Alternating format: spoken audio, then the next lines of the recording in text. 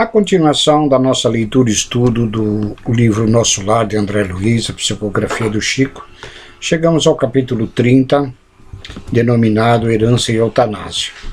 No capítulo anterior, no nosso vídeo, nós comentávamos a visão de Francisco, que reflete o estado mental de todos aqueles que se apegam em demasia à matéria, ao corpo físico, e fazendo com que, mesmo após o desencarne, ainda preso ao próprio cadáver, tendo visões terrificantes, monstruosas, segundo a própria descrição nesse capítulo, onde André Luiz traz este Francisco, o jovem que desencarnou em acidente, de uma forma mais violenta, mas que ainda era muito apegado ao seu corpo físico, Então, a recomendação de Kardec, inclusive trazíamos um trecho do livro Céu e Inferno, de Kardec,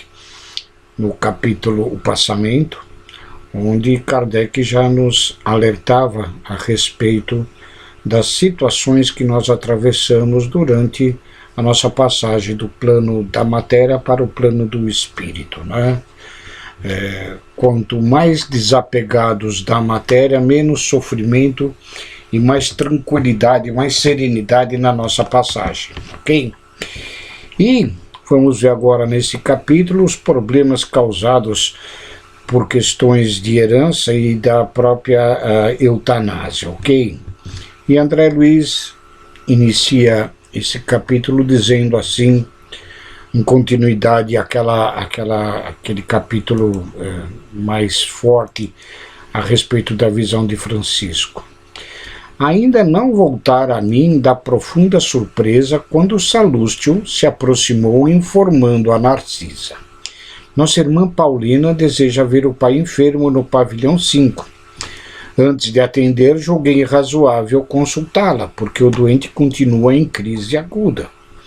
Mostrando gestos de bondade que lhes eram característicos, Narcisa acentuou: mande entrar sem demora. Ela tem permissão da ministra, visto estar consagrando o tempo disponível em tarefa de reconciliação dos familiares.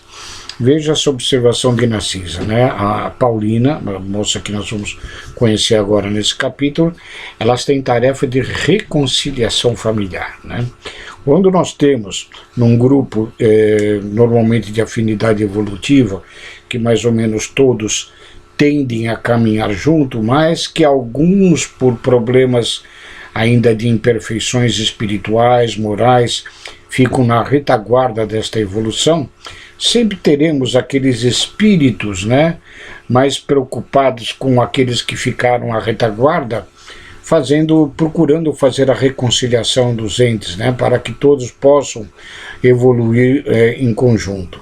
E que nem sempre, nós sabemos, não é possível, por falha nossas mesmas, Enquanto o mensageiro se despedia apressado, a enfermeira bondosa acrescentava dirigindo-se a mim: você verá que filha dedicada. Não decorrera 1 minuto e Paulina estava diante de nós, esbelta e linda. Trajava uma túnica muito leve, tecida em seda luminosa, Nós aqui temos as cores fluorescentes, tecidos com essas cores, brilhantes, Agora a gente fica a imaginar a túnica dela tecida em seda luminosa, provavelmente decorrente do próprio estado evolutivo de Paulina, capaz de moldar esta espécie de roupagem, que transparecia a sua perfeição, a sua evolução na sua própria vestimenta. Angelical beleza caracterizavam-lhe os traços fisionômicos, mas os olhos denunciavam extrema preocupação. Narcisa apresentou-o delicadamente e, sentindo talvez que poderia confiar na minha presença, perguntou algo inquieta: e papai, minha amiga? Um pouco melhor, esclareceu Narcisa. No entanto, ainda acusa desequilíbrios fortes. É lamentável, retrucou a jovem. Nem ele, nem os outros cedem no estado mental a que se recolheram, sempre o mesmo ódio e a mesma displicência. Como nós sabemos, né? Sentimentos de vingança, de ódio, tornam-nos prisioneiros destes sentimentos e dificilmente conseguimos sair desse estado mental, a não ser pelo perdão e pela compreensão, pelo espírito de fraternidade. E aí nós vamos ver agora a situação do pai de Paulínia. Narcisa nos convidou a acompanhá-la e minutos após tinha diante de mim um velho de fisionomia desagradável, olhar duro, cabeleireira desengranhada, rugas profundas, lábios retraídos, me inspirava mais piedade que simpatia.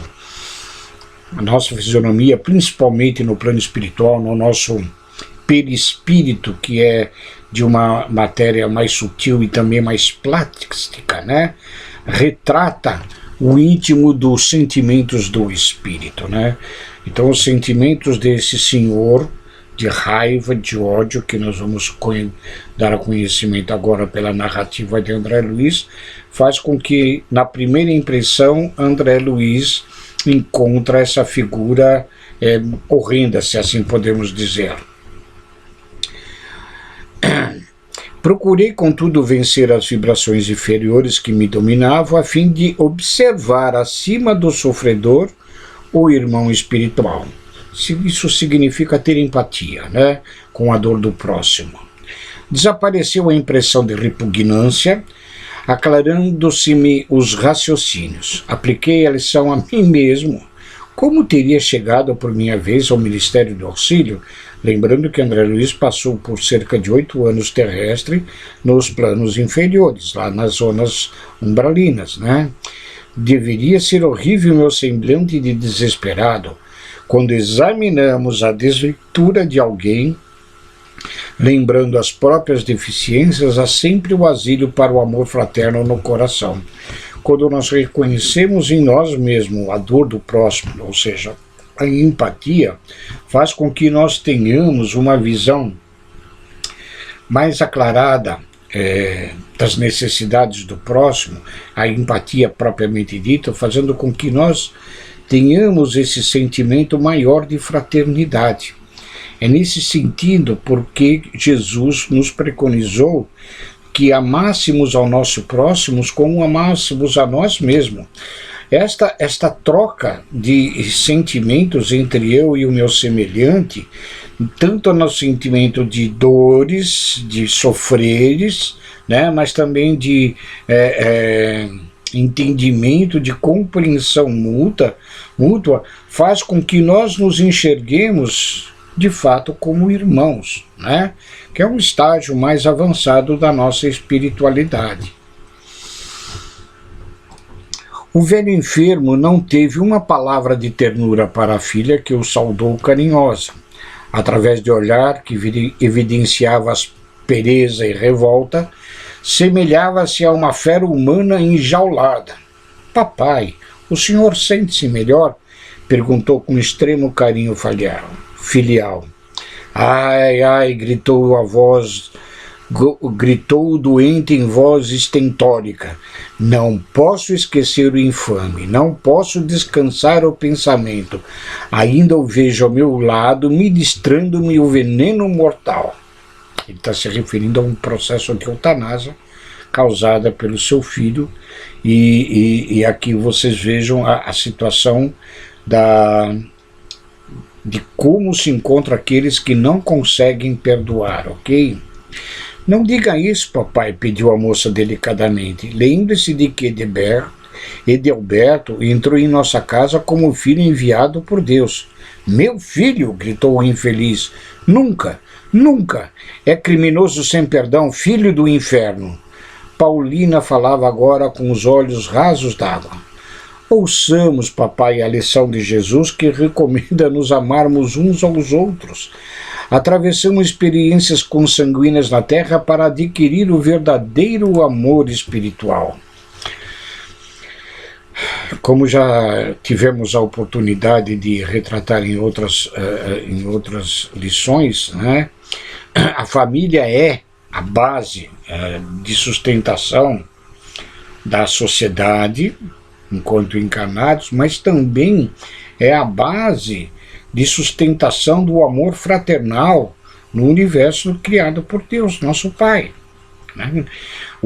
A família é onde nós reunimos espíritos em desavenças, em desarmonias, para que se tende a se aproximar e se refletirem sobre as existências anteriores, para poderem se congregarem no amor fraternal. Contudo, nem sempre, por razões diversas, nós conseguimos fazer esta ferição da nossa fraternidade com os nossos semelhantes, e em vez de sanarmos problemas de outras existências, nós agravamos as nossas situações em cada encarnação, perdendo com isso encarnações importantíssimas ao nosso processo evolutivo. Evidentemente, aqui não está explicitado nesse capítulo, mas essa situação atravessada por este senhor, pai de Paulina, e do seu filho Edilberto, que lhe ministrou um veneno como um processo de eutanásia, como nós vamos ver mais adiante. Eles já tinham um comprometimento anterior de outras existências, fazendo com que esta situação era para ser superada, mas pelo visto agravou-se. Após, repetindo este trecho da fala de Paulina: ouçamos, papai, a lição de Jesus, que recomenda nos amemos uns aos outros. Atravessamos experiências consanguíneas na Terra para adquirir o verdadeiro amor espiritual. Aliás, é indispensável reconhecer que só existe um Pai realmente eterno, que é Deus. Mas o Senhor da vida nos permite a paternidade ou a maternidade no mundo, a fim de aprendermos a fraternidade sem mácula. Nossos lares terrestres são cadinhos de purificação dos sentimentos ou templos de união sublime, a caminho da solidariedade universal. Vejam a importância que é a constituição de um lar terreno, né? Embora nós tenhamos e sabemos ainda as dificuldades que muitos lares sofrem para terem esta aproximação fraternal, mas que para nós que já adentramos aos preceitos, aos conhecimentos do Evangelho de Jesus, baseados também a nós que já abraçamos a doutrina espírita, nos esclarecimentos a respeito dos processos de reencarnação, é de nossa intensa responsabilidade, né, mantermos o equilíbrio dentro de nossos lares, né? Senão, nós seremos duplamente ou triplamente agravados em nossos processos de evolução. Porque, como Jesus nos disse, né, muito será perdido a quem muito foi dado. Nós que já temos esse esclarecimento, nós temos responsabilidades maiores do que aqueles que ainda não adentraram a este evangelho de amor. Muito lutamos e padecemos até adquirir o verdadeiro título de irmão. Somos todos uma só família na criação, sob a bênção providencial de um Pai único. Ouvindo-lhe a voz meiga, o doente se pôs a chorar convulsivamente. Perdoe, Edilberto, papai. Procure sentir nele não o filho leviano, mas o irmão necessitado de esclarecimento. Nós muitas vezes não entendemos dessa forma as pessoas que nos magoam, né? Que muitos destes que nos ofendem, nos magoam, que praticam atos por nós tidos como inconcebíveis, né? São por falta, por consequência da ignorância das leis divinas. Estive em nossa casa ainda hoje, lá observando extremas perturbações. Daqui desse leito o Senhor envolve todos os nossos em fluidos de amargura e incompreensões, e eles fazem o mesmo por idêntico modo. O pensamento em vibrações sutis alcança o alvo por mais distante que esteja. Olha só o processo obsessivo através de pensamentos emitidos a longas distâncias. Ele, recolhido já nas câmaras de retificação de nosso lar, a família aqui encarnada na Terra, esta troca, essa permuta de pensamentos angustiantes, de pensamentos de raiva, de ódio, de vingança, né, faz com que haja um processo obsessivo mútuo, né, e causando problemas a todos. E vamos ver aqui adiante as consequências dessas emissões de pensamentos tão preocupantes. O pensamento em vibrações sutis alcança o alvo por mais distante que esteja. A permuta de ódio e desentendimento causa ruína e sofrimentos nas almas. E agora o esclarecimento destes pensamentos emitidos pelo pai de Paulina. Mamãe recolheu-se faz alguns dias ao hospício, ralada de angústia. Amália e Cacilda entraram em luta judicial com Edelberto e Agenor em virtude dos grandes patrimônios materiais que o Senhor ajuntou nas esferas da carne. Muitas vezes ajuntamos muitos recursos materiais com a desculpa de que vamos deixar para os nossos entes queridos, né, estarem bem, quando na maioria das vezes é por pura vaidade nossa e ganância, né? E muitas das vezes, em vez de benefício, trazemos tremendos malefícios.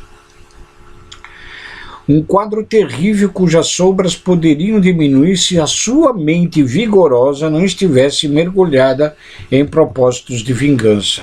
Olha só o processo de obsessão à distância na mente vigorosa desse senhor, que não para de emitir ódio e desejo de vingança para aqueles seus filhos que lá ficaram disputando os seus bens materiais, inclusive por estes bens mesmo, provocando-lhe a morte, adiantando-lhe o passamento, ok? Aqui vemos-los em estado grave, na terra mamãe louca e os filhos perturbados, odiando-se entre si. Em meio de tantas mentes desequilibradas, uma fortuna de 1.500.000 cruzeiros. E que vale isso, senão um átomo de felicidade para ninguém? Mas eu leguei enorme patrimônio à família, atalhou o infeliz rancorosamente, desejando o bem-estar de todos. Essa é a ideia que ele dá como desculpa, né? Deixando muitos bens, muitas propriedades, talvez muita fortuna, procurando o benefício de todos. Nós vamos ver a descrição da filha nesse sentido. Paulina não o deixou terminar, retomando a palavra. Nem sempre sabemos interpretar o que seja benefício, no capítulo da riqueza transitória. Se o Senhor assegurasse o futuro dos nossos, garantindo-lhes a tranquilidade moral e o trabalho honesto, seu esforço seria de valiosa previdência. Muitas vezes nós nos dedicamos a deixar bens materiais, quando na realidade nós precisamos deixar os bens morais aos nossos descendentes, para que eles tenham a sua evolução espiritual. Mas às vezes, papai, nós costumamos amealhar o dinheiro por espírito de vaidade e ambição. E aqui a revelação da Paulina, né, com respeito ao seu pai, de que de fato ele, contrariamente do que ele revela, que deixou um enorme patrimônio para a felicidade de todos, né, ela revela que ele o fez, né, amealhar esse dinheiro por espírito de vaidade e ambição. E ela continua: querendo viver acima dos outros, nós não nos lembramos disso senão nas expressões extremas da vida. São raros os que se preocupem em ajuntar conhecimentos nobres, qualidades de tolerância, luzes de humildade e bênçãos de compreensão. Impomos ao outro nos nossos caprichos, afastando-nos dos serviços do Pai. Esquecemos a lapidação do nosso espírito. Ninguém nasce no planeta simplesmente para acumular moedas nos cofres ou valores nos bancos. É natural que a vida humana peça o concurso da previdência e é justo que não prescinda da contribuição de mordomos fiéis, que saibam administrar com sabedoria, mas ninguém será mordomo do Pai com avareza e propósito de dominação. Tal gênero de vida arruinou a nossa casa, ou seja, um lar onde deveria haver a congregação da fraternidade, a reunião de espíritos antagônicos, acabou por se perder todas estas encarnações, agravando-se-lhes os débitos anteriores. Debalde, em outro tempo, busquei levar socorro espiritual ao ambiente doméstico, enquanto o senhor e mamãe se sacrificavam por aumentar haveres. Amália e Cacilda esqueceram o serviço útil como preguiçosas da banalidade social, encontraram ociosos que as desposaram.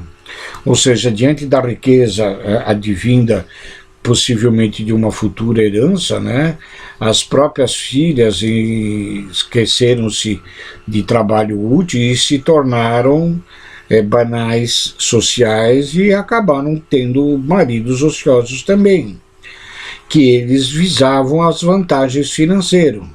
Agenor repudiou o estudo sério, entregando-se às más companhias, e Adalberto conquistou o título de médico, aliando-se por completo da medicina e exercendo-a tão somente de longe em longe a maneira de trabalhador que visita o serviço por curiosidade. Todos arruinaram belas possibilidades espirituais, distraídas pelo dinheiro fáceis e apegados à ideia da herança. Veja que é sempre dito pela espiritualidade maior que uma das provas mais complexas e difíceis de serem enfrentadas é a da riqueza, né?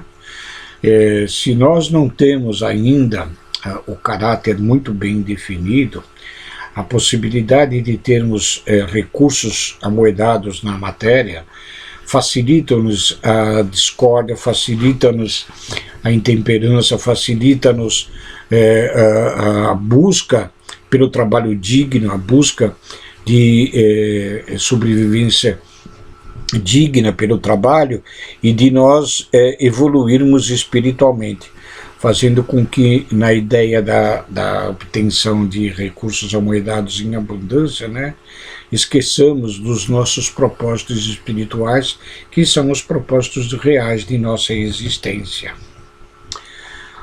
O enfermo retornou uma expressão de pavor e acrescentou: maldito Adalberto, filho criminoso e ingrato, matou-me sem piedade quando ainda necessitava regularizar minhas disposições testamentárias. Malvado, malvado. Cale-se, papai, tenha compaixão de seu filho, perdoe e esqueça. O velho, porém, continuou a praguejar em voz alta. A jovem preparava-se para discutir, mas Narcisa endereçou-lhe significativo olhar, chamando Salústio para socorrer o doente em crise. Calou-se Paulínia, acariciando a fronte paterna e contendo a custo as lágrimas. Daí em instante retirava-me em companhia de ambas sob forte impressão. As duas amigas trocaram confidências ainda por alguns minutos, despedindo-se Paulina a evidenciar muita generosidade de frases gentis, mas muita tristeza no lar, afogada em justa preocupação. Voltando à intimidade, Narcisa disse bondosa: os casos de herança regra são extremamente complicados. Com raras exceções, acarretam enormes pesos a legadores e legatários. Neste caso, porém, vemos não só isso, mas também a eutanásia praticada. A ambição do dinheiro criou em toda a família de Paulina esquisitices e desavenças. Pais avarentos possuem filhos esbanjadores. Fui à casa de nossa amiga quando o irmão de o Edelberto, médico de aparência distinta, empregou o genitor quase moribundo a chamada morte suave. Esforçamo-nos por evitar, mas tudo foi em vão. O pobre rapaz desejava de fato apressar o desenlace por questões de ordem financeira. E aí temos agora a imprevidência e o resultado, o ódio e a moléstia, né? Esse ato da eutanásia, até por conta de colocar as mãos na fortuna deste senhor, né, fazem com que a nossa falta de consciência espiritual do que nós temos após o desencarne, né, esta ignorância faz com que nós venhamos a sofrer profundamente esses processos obsessivos e esta nossa necessidade de compreensão de que a vida terrena é parte pequena, mas integrante do nosso processo evolutivo, né? Por isso que esta obra de André Luiz é denominada pelo próprio Chico, né, como uma obra de despertamento espiritual, para que nós tenhamos esta consciência e antes de praticarmos atos irreversíveis como estes da eutanásia, do disparate, da desamizade, da falta de fraternidade pela separação da própria herança, faça com que tenhamos processos longos de reparação em existências futuras. E com expressivo gesto Narcisa arrematou: Deus criou os seres e céus, mas nós costumamos transformar-nos em espíritos diabólicos, criando nossos infernos individuais. E assim, André Luiz termina este capítulo, e nós, para o próximo vídeo, vamos ao capítulo 31, lendo sobre o que é uma certa questão sobre o vampirismo espiritual, né? O capítulo se denomina mesmo vampiro, tá ok? Fiquem com Deus e sempre solicitamos àqueles que, como nós, desejem divulgar o Evangelho de Jesus e a doutrina dos Espíritos através desses vídeos de esclarecimento espiritual para todos nós, que o façam compartilhando esses vídeos com seus amigos, seus familiares, os que assim o desejarem, evidentemente, para que nós tenhamos sempre maior quantidade de espíritos conscientes com a nossa própria evolução, tanto individual como coletiva do nosso planeta. Muito obrigado, fiquem com Deus.